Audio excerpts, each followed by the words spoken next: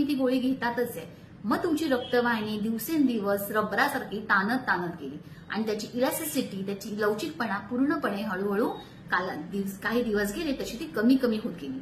आता जसं त्या रक्तवाहिनीचं काम होतं की सगळं रक्त हृदयापासून हातापायाच्या बोटांपर्यंत पोचवावं आणि तिथून पुन्हा घेऊन हृदयापर्यंत शुद्धीकरणासाठी घेऊन जावं, हे त्या रक्तवाहिन्याचं काम होतं. आता हे करण्यासाठी त्या रक्तवाहिन्याला तिची इलॅस्टिसिटी, लवचिकपणाच मदत करत होता. आता तो लवचिकपणा तुम्ही सतत गोळ्या घेतल्यामुळे कमी झाला.